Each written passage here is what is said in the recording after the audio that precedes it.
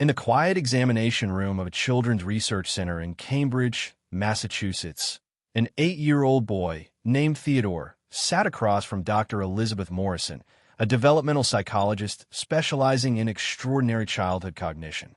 The boy's hands rested calmly on the table, his posture remarkably composed for someone his age. What Dr. Morrison didn't know yet was that the next 45 minutes would challenge everything she understood about memory, consciousness, and the boundaries of childhood knowledge.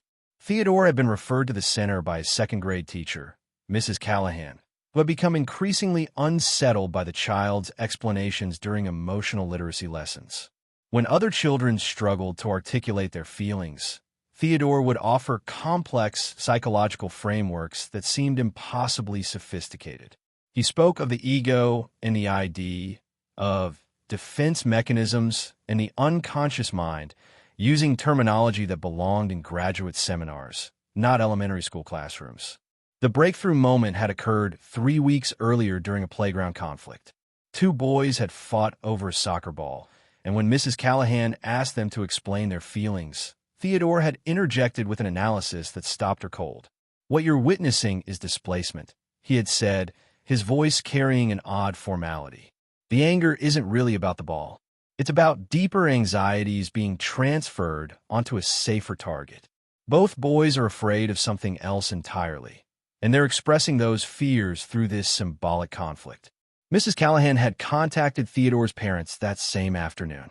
David and Rachel Chun were accomplished professionals. He was a software engineer, she was a landscape architect, but neither had any background in psychology. They confirmed that Theodore had never been exposed to psychological literature at home. They didn't own books by Freud or Jung. They watched nature documentaries and read age-appropriate fiction together. Theodore's knowledge had seemingly materialized from nowhere.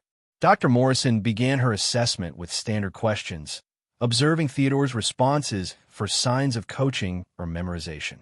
She showed him images of children displaying various emotions and asked him to describe what he saw. Theodore didn't simply name the emotions.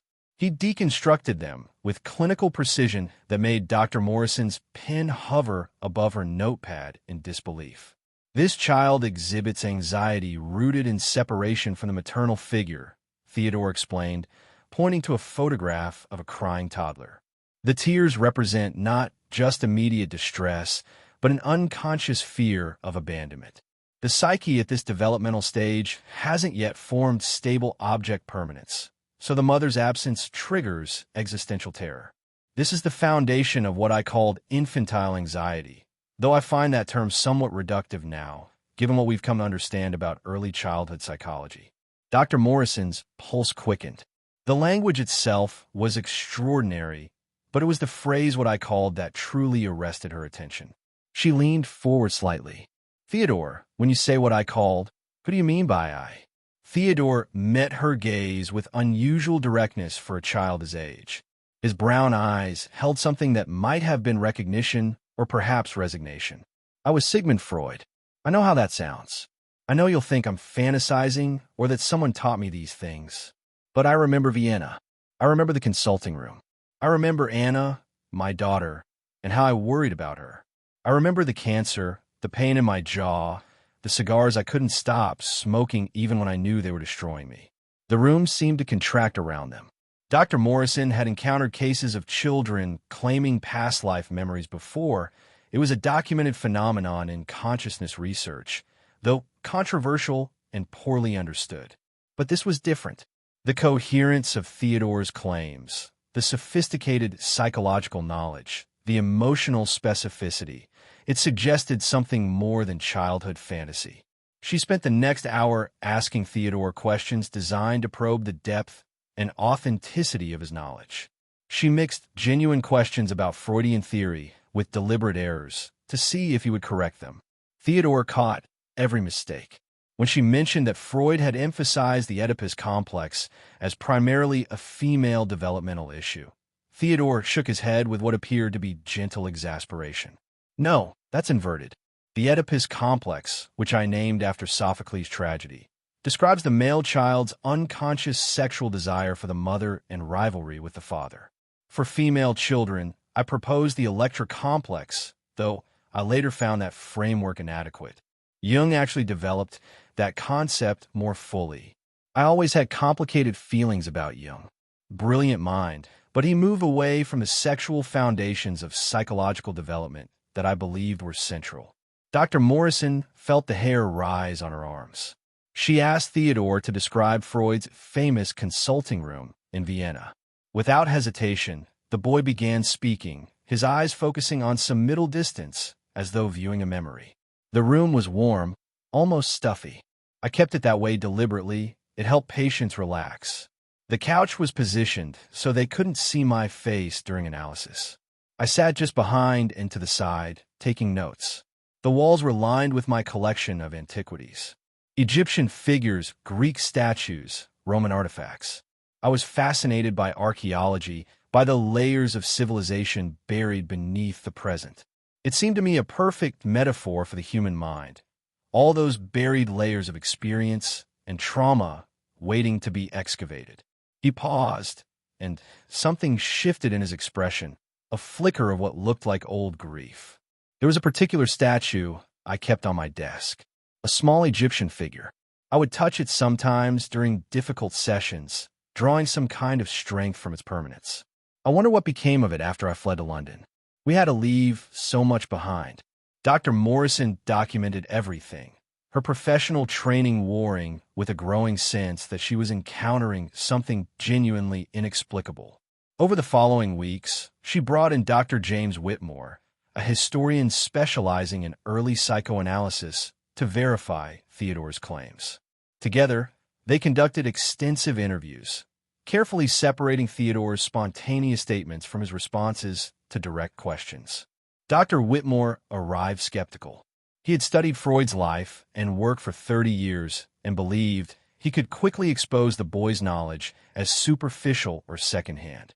But as Theodore described the private tensions within Freud's family, the specific disagreements with colleagues, and the evolution of psychoanalytic theory through its early phases, Dr. Whitmore's skepticism began to crack. Theodore recounted details that appeared only in untranslated German correspondence and specialized academic texts. Material number 8-year-old could have accessed even if coached. He described the Wednesday Psychological Society meetings with painful intimacy, naming the attendees and recounting their personality conflicts with the weary familiarity of someone who had lived through them. Alfred Adler was brilliant but stubborn, Theodore said during one session. He couldn't accept that sexuality was the primary driver of psychological development. He wanted to emphasize power and social factors instead. I knew we would eventually part ways, but it still hurt when it happened. These are my friends, my colleagues. Building this new understanding of the human mind felt revolutionary, but it was also terribly lonely. People thought we were dangerous, obscene. They didn't understand we were trying to heal suffering. Rachel Chun sat in on several sessions at Dr. Morrison's request. Watching her son speak with such emotional depth about relationships and conflict from a century ago left her shaken. She had always known Theodore was unusual, precocious in ways that went beyond normal gifted child development. But this was different. This suggested a continuity of consciousness that challenged her materialist worldview. During a break between sessions, Rachel asked Theodore something that had been troubling her. If you were Freud, what do you think about being a child again? Is it frustrating to have all this knowledge, but be in a small body in a world that treats you like a little kid? Theodore considered the question with visible seriousness. It's strange. Some things are easier this time. I can run and play without pain. I don't have the cancer, the constant physical suffering. But yes, it's difficult to feel what I know and not be able to share it fully. In my previous life, I spent decades developing these ideas, defending them, refining them. Now I'm in second grade, learning multiplication tables I mastered 100 years ago. He looked at his mother with an expression that seemed simultaneously ancient and vulnerable. But there are things I'm learning that I didn't understand before. About joy, about simple pleasures. I was so serious in that life, so consumed by my work. I smoked too much. I was difficult with my family. This time, I'm trying to be gentler, to notice the good things. Maybe that's the gift of remembering. You get to learn from your mistakes. Dr. Morrison arranged for Theodore to be evaluated by Dr. Sarah Kleinman, a specialist in childhood past life memory cases based at the University of Virginia. Dr. Kleinman had developed rigorous protocols for assessing such claims, having studied hundreds of cases over 2 decades. She traveled to Cambridge specifically to interview Theodore. Dr. Kleinman's methodology involved extensive verification of claimed memories against historical records, assessment of the child's possible exposure to information through normal channels, and psychological evaluation to rule out fantasy proneness or suggestibility. She spent 3 full days with Theodore, conducting interviews, administering tests, and observing his interactions with family members. On the second day, Dr. Kleinman presented Theodore with photographs of men from the early 20th century. Some are Freud's actual colleagues and rivals. Others were random academics from the same period. She asked Theodore to identify who he recognized and describe his relationship with them. Theodore examined each photograph carefully. When he came to an image of Carl Jung, his reaction was immediate and complex. "That's Carl," he said quietly. "We were close once. He felt like a son to me, an intellectual heir." But he moved away from the fundamental insights of psychoanalysis. He became interested in mysticism, in ideas I thought were moving backwards rather than forwards. The split between us was painful. I think we both carried that wound. He identified Wilhelm Fliess, Otto Rank, and Sandor Ferenczi, describing each relationship with nuanced emotional detail.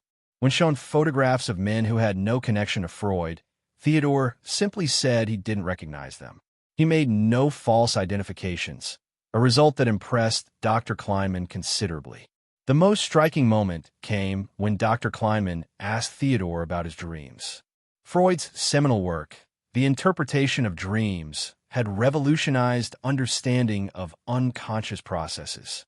If Theodore genuinely carried Freudian consciousness, his relationship to dreaming should reflect that framework. "I still dream about the waiting room," Theodore said, his voice dropping to barely above a whisper. Patients coming in, sitting down, beginning to speak. "I dream about listening, trying to understand what they weren't saying, the meanings beneath the words. Sometimes I wake up and feel surprised that I'm small, that I'm in a child's bedroom. For a moment, I expect to see my study, my books, my collection." He looked at Dr. Kleinman with sudden intensity. "Do you know what I miss most? The feeling of helping people, of sitting with someone's pain and using understanding to make it bearable. I was arrogant sometimes, I know. I was wrong about many things, especially about women, about female psychology. But I genuinely wanted to reduce suffering. I wanted to give people tools to understand themselves." Dr. Kleinman documented this statement carefully. The self-criticism seemed significant, a mark of genuine reflective consciousness rather than simple identification with a historical figure.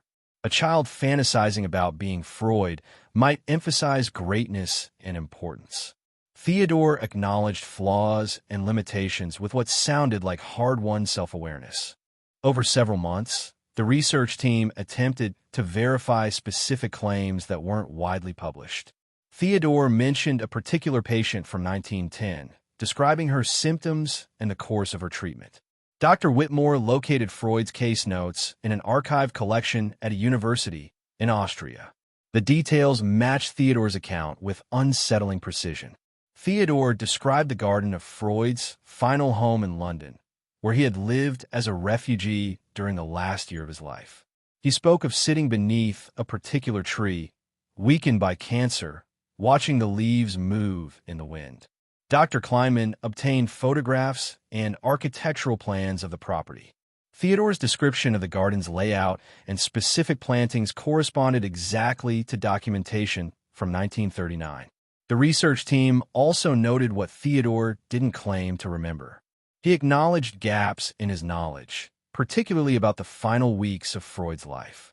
"I remember terrible pain," he said. "I remember Anna by my bedside. But the very end becomes unclear. Maybe that's mercy. Maybe consciousness protects itself from the worst moments. Or maybe memory doesn't transfer completely. I don't know. This humility about the limits of his knowledge impressed the researchers. False memories typically exhibit more certainty, more completeness. Theodore's account had the texture of genuine memory, vivid in places, fragmentary in others, strongest around emotionally significant moments. David Chun, Theodore's father, struggled with the implications of the research findings. A rationalist by training, he wanted explanations that fit within conventional frameworks of child development and information acquisition. But as he watched the interviews and reviewed the documentation, his certainty faltered. One evening, sitting in the researcher's observation room, David watched Theodore describe Freud's relationship with his wife Martha. The boy spoke of respect mixed with distance, of a partnership that lacked the passionate intensity Freud wrote about in his theories. He described Martha's resilience, her management of their complicated household, her patience with his consuming work. These weren't details from biographies. They were the intimate observations of lived experience. David felt tears sting his eyes unexpectedly. If this was true, if his son somehow carried the consciousness of one of history's most influential thinkers, what did that mean for Theodore's own identity? Was he Theodore Chun, or was he Sigmund Freud inhabiting a new life? Could he be both? Dr. Morrison organized a family counseling session to address these questions. She explained that in well-documented cases of past life memory, children typically experience the memories as part of their history, but not as displacing their current identity. Theodore was Theodore, a unique individual with his own personality, interests, and potential future. The memories, if genuine, were an addition to his experience, not a replacement for it. Theodore himself seemed clear about this distinction. When asked directly, he said, "I'm not trying to be Freud again. I'm Theodore. I like things he didn't like. I love swimming and building with Legos and playing with our dog. But I carry these memories, this knowledge. It's part of me, but it's not all of me. Maybe it's like being bilingual. You speak two languages, but you're still one person." As Theodore approached his 9th birthday, the researchers documented a gradual change in the nature of his memories. The emotional intensity remained, but the specific details became less accessible. Dr. Kleinman explained this was consistent with patterns observed in other cases. Past life memories often faded as children developed more fully into their current identities. But something permanent seemed to remain. Theodore maintained his sophisticated understanding of human psychology. He showed remarkable empathy for others, an ability to read emotional subtext that went far beyond typical childhood social awareness. During a school conflict involving bullying, Theodore spoke privately with the boy who was being targeted, then approached the bullies with insights that actually changed their behavior. Mrs. Callahan reported that Theodore had told the bullies, "You're hurting him because something's hurting you. That's displacement. You're taking feelings from somewhere else and putting them on someone safer to attack. But it doesn't help. It just spreads the pain around. What if we try to figure out what's really bothering you?" The bullies, surprised by being understood rather than simply punished, had opened up about struggles at home. The situation resolved in a way that seemed to heal rather than just suppress the conflict. Mrs. Callahan called it the most sophisticated peer mediation she had ever witnessed, especially from child. Dr. Morrison published a carefully worded case study in the Journal of Consciousness Studies, changing Theodore's name to protect his privacy. The paper documented the specificity of his knowledge, the verification attempts, and the unusual coherence of his claimed memories. She concluded that the case warranted serious consideration as potential evidence for some form of consciousness continuity, while acknowledging that definitive proof remained elusive. The publication sparked debate within academic communities. Skeptics proposed alternative explanations, cryptomnesia, where Theodore might have been exposed to information he consciously forgot but unconsciously retained. Coincidence combined with pattern matching and confirmation bias. Deliberate fraud. Though Dr. Morrison's documentation made this extremely unlikely given Theodore's young age and the consistency of his accounts over months of testing. But other researchers, particularly those who had studied similar cases, found the evidence compelling enough to merit continued investigation. Dr. Kleinman noted that Theodore's case shared characteristics with the strongest documented past life memory cases: early onset of memories, spontaneous rather than induced recall, specific verifiable details, emotional consistency, and gradual fading of memories as the child matured. Theodore's parents eventually made the difficult decision to allow limited public discussion of the case, hoping it might help other families dealing with similar situations. Rachel Chun spoke at a consciousness studies conference, describing the challenge of supporting a child who seemed to carry such unusual memories. As a parent, you want to protect your child's normal development, she said. You don't want them to feel burdened by knowledge or experience that doesn't fit their age. But you also can't deny what you're observing. Theodore isn't playing pretend. These memories are real to him. They shape how he sees the world. Our job is to help him integrate them into a healthy, balanced life. Now 10 years old, Theodore continues to participate in follow-up studies. He's expressed interest in becoming a therapist when he grows up, drawn to the same work of understanding and healing that defined Freud's career. But he's also a kid who loves video games, struggles with homework sometimes, and wants to learn to play the drums. Dr. Morrison reflects that perhaps the most significant aspect of Theodore's case isn't proving or disproving reincarnation, but rather what it reveals about consciousness itself. Whether these memories represent genuine past life recall or some other phenomenon we don't yet understand, they demonstrate that human consciousness and memory are far more mysterious than conventional models acknowledge. Theodore himself, when asked what he wants people to understand about his experience, offers a response that sounds both young and old simultaneously. I think what matters is that we're all connected across time in ways we don't fully understand. My memories, whatever they really are, have taught me that knowledge and understanding can echo forward. That the work we do to understand ourselves and help others doesn't just disappear. It continues somehow, and that's actually pretty amazing. The case of the 8-year-old boy who explained emotions like a scientist and claimed to remember being Sigmund Freud remains under investigation. The research continues, the questions multiply, and the mystery of consciousness deepens. What remains undeniable is that Theodore Chun, whether through reincarnation, cryptomnesia, or some phenomenon entirely unknown to current science, has demonstrated knowledge and insight that challenges our understanding of what's possible for a child to know, remember, and express. If cases like Theodore's intrigue you, if you find yourself drawn to these profound questions about consciousness, memory, and the possibility that our identities might extend beyond a single lifetime, then subscribe to this channel. We're committed to investigating these mysteries with rigor and open-minded curiosity, bringing you carefully researched stories that push the boundaries of what we think we know about human consciousness. Join us as we continue exploring the evidence, interviewing the researchers, and documenting cases that suggest reality might be stranger and more wonderful than we ever imagined.